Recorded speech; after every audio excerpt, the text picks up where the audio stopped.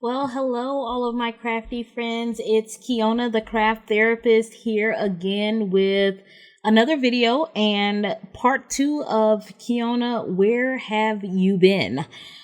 So I am going to be using a lot of Cricut party foil today, because I have a lot of it and there have been a lot of difficulty with figuring out how I want to use it. And I will just tell you, I hope you guys can follow along pretty well with this video because it was a doozy for me. I think this was a 3-day process of trial and error in getting this card done. As you guys can see, I'm using some stamps and dies from Honeybee, my Gina K amalgam ink. I was going to use these thin cut frames, but I ended up not being able to use them because I couldn't get it to cut through the Cricut foil. Now I used these peonies from Honeybee. I'm going to use some stick it adhesive, and I have some 80-pound Nina cardstock because that's what I'm going to use. I'm going to use the stick it adhesive and the cardstock to adhere the party foil. So first I'm going to start out just by coloring up my peony. These are not peonies. These are winter anemones from Honeybee Stamps. And I might be saying that wrong. I really love flowers, but I don't really know much about them. And I've probably learned the most of what I know about flowers by the stamps that I have collected over the last few years. So I'm going to bring you guys down here and I'm going to do a little bit of coloring. Of course, you guys know that I am going to have a purple color combination. Why? Because I absolutely love purple and it just makes me happy. So this is one of my favorite purple color combinations, and I'm going to take you guys through and show you how I did all of my coloring. Now this video is about 30 minutes, so grab yourself a drink, a snack, and sit back and watch and enjoy, I hope. So I am doing some Copic coloring, and what I'm doing is I'm starting out with my lightest color, which is this V12. And I'm going through and trying to decide where I'm going to have all of my shadows. And I'm doing this with my lightest color first, just so I don't mess up, because this would be the easiest to cover up if I happen to put color in the wrong place. Now, when I am going in, the majority of the time when I'm not quite sure, I will work up and do my lightest and go all the way up to my darkest. In this situation, I felt a little bit brave, and you can see I started out by doing a sketch with my lightest, and I'm going straight in with my darkest, which is that BV08, and I am going to go in and put in all of my shadows for these flowers. Now, I think that these flowers are just the most beautiful flowers, and I don't really know if they're called winter anemones because they only bloom in the winter, but I would be a person who would use these all the time because I really, really love them. They seem very full, but they are not so crowded that I get completely confused as to where I am going. So you can see where I am bringing in my second color, and I know that you notice that I am using some of the same color combinations in the same spaces at the top and the bottom. That's just to try to define a fold in the flower petal. So I'm trying to show a fold in the flowers in the areas where you saw that I made it a little darker. Now I'm going to move on and try to do the same thing with this other anemone, and I'm using my yellow combination to do this one. And I'm just going to show a little bit of the coloring because, like I said, this card is about a 30-minute card because there was so much trial and error that I felt like it might be 2 hours if I kept all of the coloring in for you guys. But if you guys like to see coloring, I am trying to take a poll to figure out who likes lives? Now, I typically don't do lives because I usually am a person that does not have the time to sit and watch a live just because of the length of time that it takes. But I do want to know if my crafting community would enjoy having a live day. So if you guys would like for there to be a day out of the week that I come on and go live with you guys and do a project, if you guys would like to know what the project is in advance, so maybe you can craft along with me, or if you just want to come on and chat with me while I'm creating a project, please let me know. I really want to ensure that I am doing a lot of things that are really what you guys want to see, because that's the whole reason why I do the content that I do. I want to create things and show you things that you would like to see. Of course, I love doing it all and I'm here to do it. So, I would be able to do it either way, whether you want it recorded or if you would like to have a live video every now and again. So you guys can see that I'm moving on to my green combination to do my flower petals.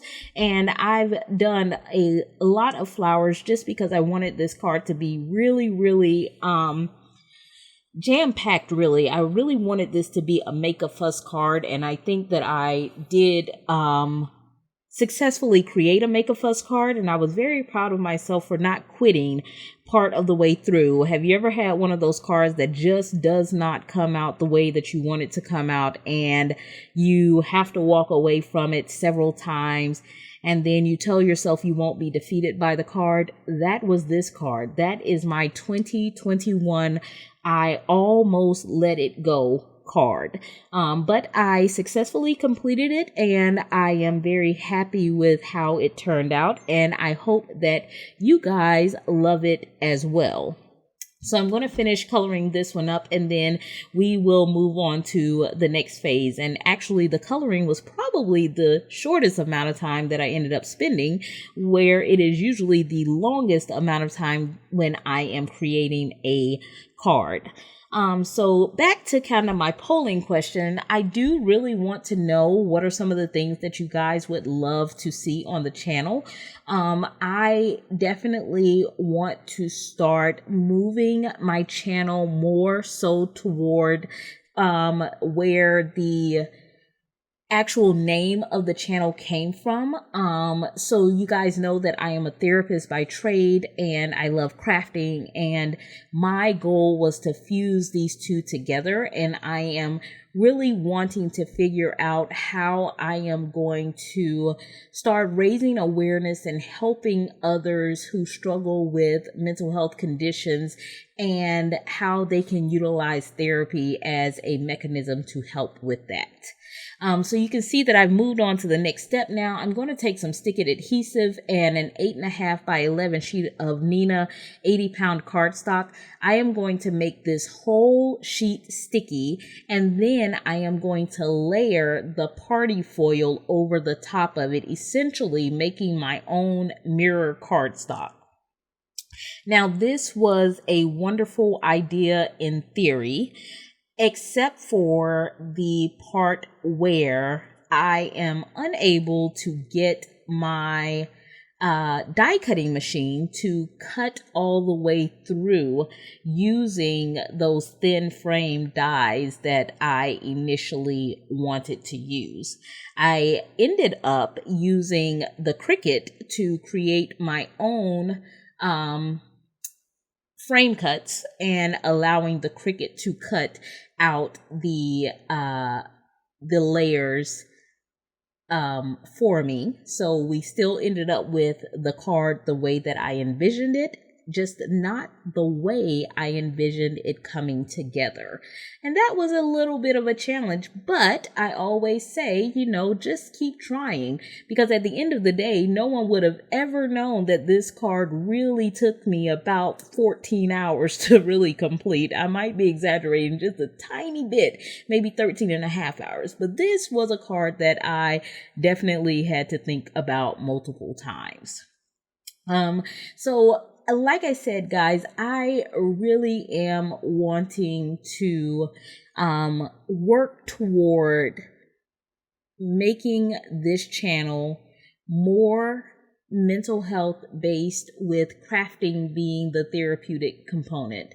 Now, I think about doing some awareness videos. So every month having a particular awareness that I want to discuss, or maybe talking about how different coping skills can be utilized therapeutically with your crafting to help with certain disorders, giving more education on certain disorders.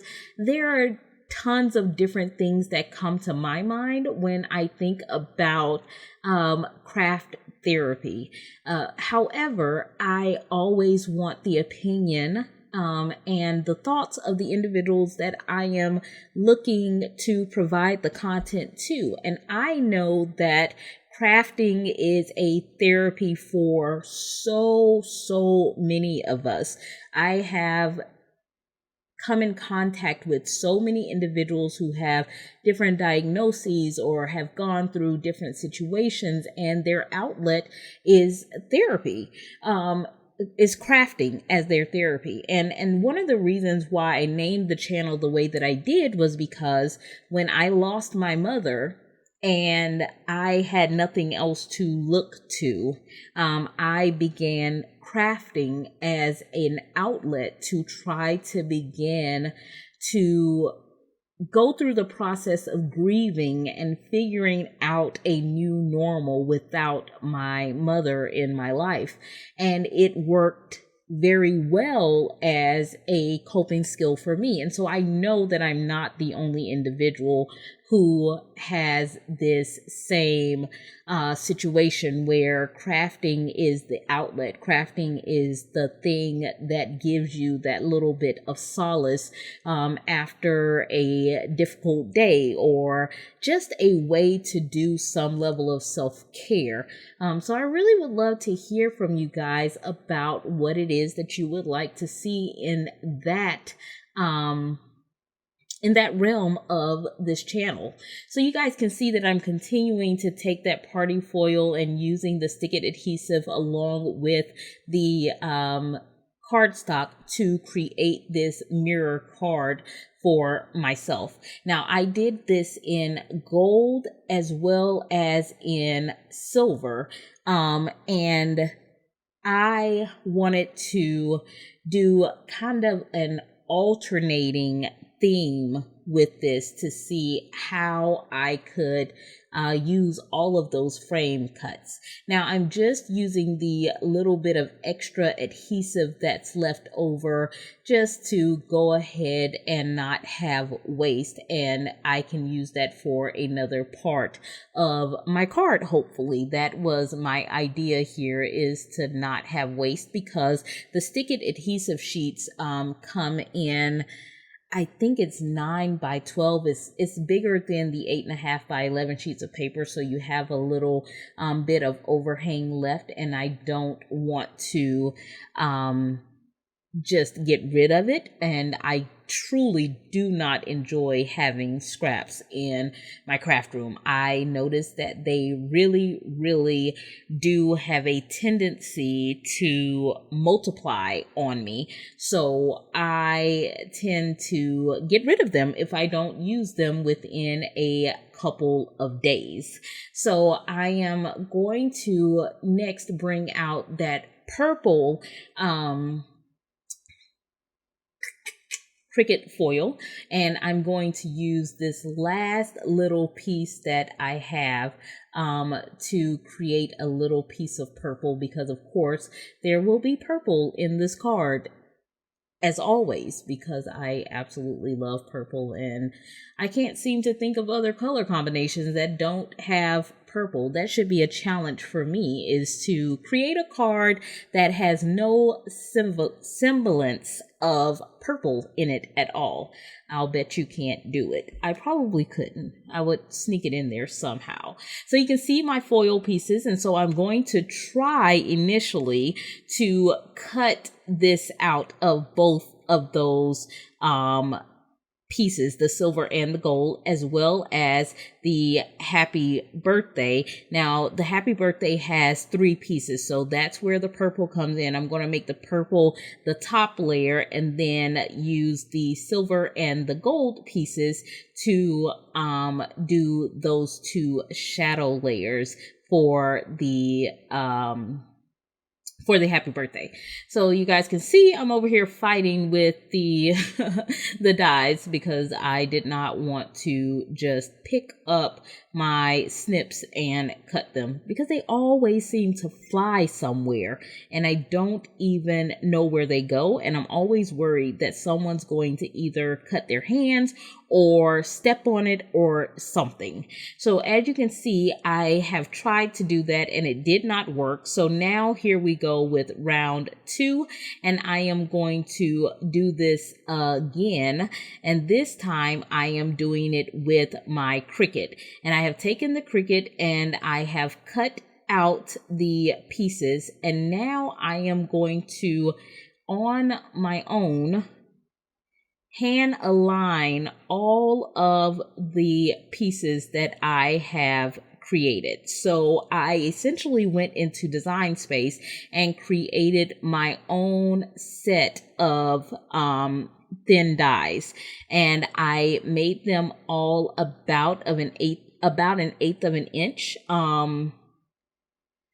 a piece. So I started with 5 by 7 and then just kept going in by an eighth of an inch. And now I am going to use every other one alternating between gold and silver so that I can create what I had in my mind to be the front of my card. So instead of using the Cricut party foil, I went in and got some of the foil vinyl by Cricut, and the actual name of it, I think it's the holographic bubbles, is the actual vinyl that I am using, and I am just going to create it in that way. And I am just going to alternate up and down, trying to make sure that I keep these super straight, going from my gold to silver, skipping one. So you really could get 2 actual card fronts out of this, because you could start with gold on one and start with silver on the other and have 2 full card fronts created. I know that this kind of seems a little meticulous, and it was, but this card was for my grandmother who was turning 97. And so I definitely wanted to have a make a fuss card for her. This is one of those cards that you make one of and you really hate to give it away because you know that you will probably never do this again. Now, I think that I could definitely do it again. I would just have to rethink the foil part. Now, I'm still trying to work on how to use the Cricut party foil as elements on a card, because I do have a lot of party foil and it does work really good for streamers and confetti. But you guys know that I love to use everything on my cards. Like, I want to use iron-on and I want to use vinyl and I want to be able to use everything, because I think that everything should be able to go on a card, because cards are what I make. So you can see that this is a little bit tedious, and I really just wanted you guys to get a really good idea of the fact that, you know, your cards are not going to be perfect. We don't make perfect cards. We are handmade crafters.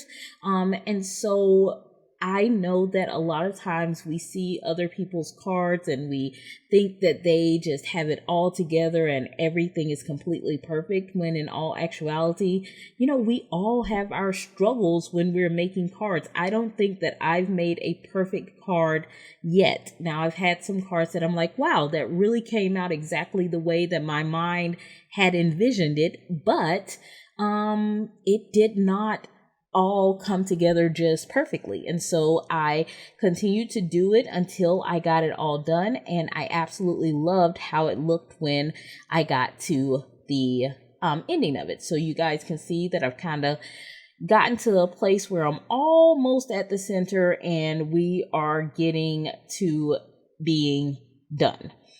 This part probably took me about 45 minutes to an hour to do and to lay them all separately. So I just wanted to give you guys kind of an update of what has been going on for me at the beginning of the year. Last video, I told you guys about part 1 of my saga. And so I kind of left off with, at the beginning of this year, I really kind of isolated to some degree because that was the best way that I could deal with all the things that had happened during the end of the year. And for me, when I am trying to deal with emotions, I have to give myself time. And when I say time, I mean spaced out. And so one of the things that I do not to overload myself with too much emotion is to stay busy. And so, at the end of last year, I decided to jump in both feet and take on a second job. So you guys know that I'm a therapist full time for the military. And so I decided to go in and start to do some private practice, in addition to doing my full-time job. And when I decided to do that, everything seemed like a wonderful idea. And I did not initially think about the time consumption that would go along with that. And so in starting to do some additional therapy work, it kind of became very consuming, and I started working extensively. And in addition to that, our children did not go back to school full time during the school year. And I had a child who was a senior. I have a child who was a junior and taking some college courses.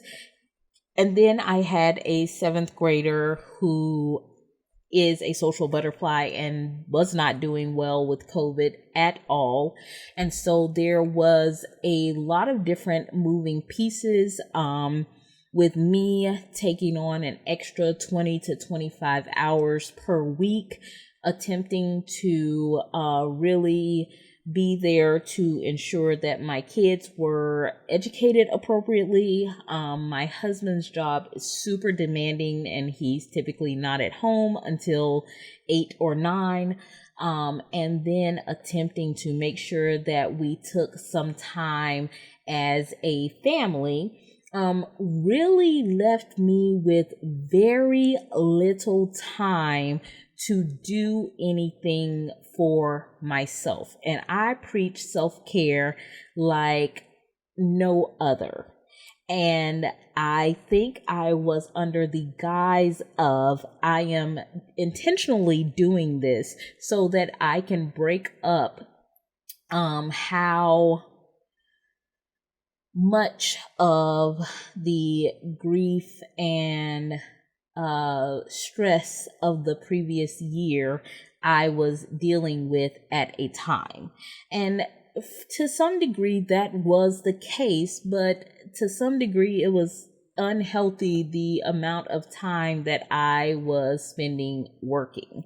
And I found that I really struggled with not being available to the people who needed me. So I was unable to say no. I was unable to say I don't have any additional slots on my schedule. And so I was trying to make those slots. And in making those slots and trying to be mom and wife and therapist and friend and all of those things, I was slowly forgetting about being me and the importance of taking care of me.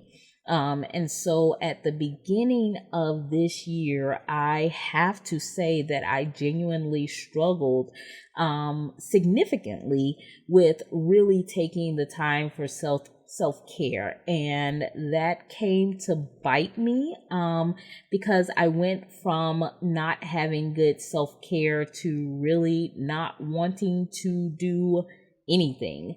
And I felt as if that time of not wanting to do anything was putting me on a slippery slope. For those of you who struggle with anxiety and depression, you know that one thing can lead to another very quickly.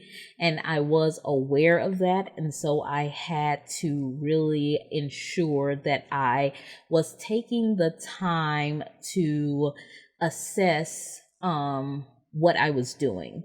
And so there started to be changes within my full-time job that, although I did not like, were very necessary to force me to start taking better care of myself and getting back to the things that I really enjoy doing, like crafting and making content for people, and creating tumblers, because that was something else that I started doing last year and I really enjoy doing that as well.